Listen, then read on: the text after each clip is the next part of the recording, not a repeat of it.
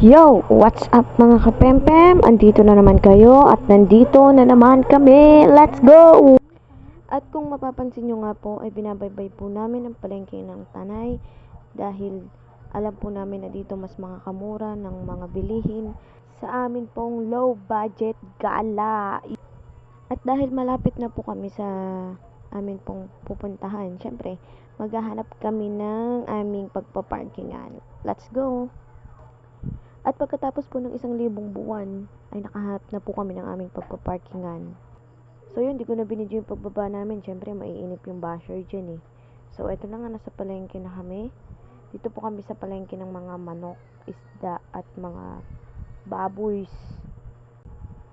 At haya na nga po, at nakikita nyo mga malalaking isda. Oh my God!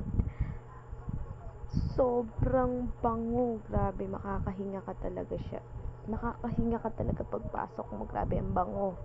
Pwede nang i-perfume. Ayan, kay ating Ate Marlene. Ayan, nilibot po namin lahat. Pati yung mga, ayan po basta ayan, kay Aling Daisy. Nilibot po namin lahat yan. Naghanap kami kung saan merong mura. At iyan na nga. Sabi ko siya ang tumingin kasi siya ang expert sa pagpili ng mga fresh. Parang ako, fresh na fresh. At hayan, kay Ate Bering nga po kami nakabili ng 50 pesos na manok. Ibig sabihin nun, 50, malamang, kakaunti. Syempre. At ito pa, binaybay na nga po namin ang gulayan dahil bibili kami ng sibuyas. Gulay yun, wag kang anors. Kantahin ko pa ba? Okay, bahay, kubo, sibuyas, kamatis, ano. So, at ayan, napapansin yung pumili ako ng bawang, pero pinatanggal ni ate kasi 1/4 lang daw ang pwedeng bilhin. Yun yung minimum nila, kaya okay, wag na magbawang, no? Kering-keri ko na yun.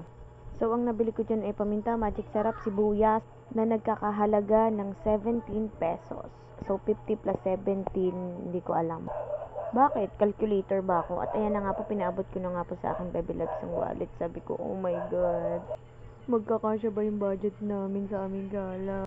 At ayan na nga, medyo ang pangit namin kasi skip ko na, sandali. So guys, nandito na kami at mag-uumpisa na ang aming paggagala. Let's go, samahan nyo kami.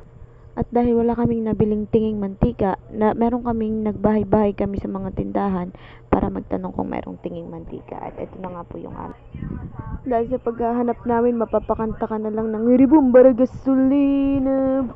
So guys, at iyan po yung pang-apat naming tindahan na pinuntahan. At iyan po agad ang bumungad sa amin, nakakatakot. Hindi na daw po sila tumatanggap ng lomang pera at peke na pera. Nakakatakot. So ito po yung aming part 1 ng video. See you sa aming second part.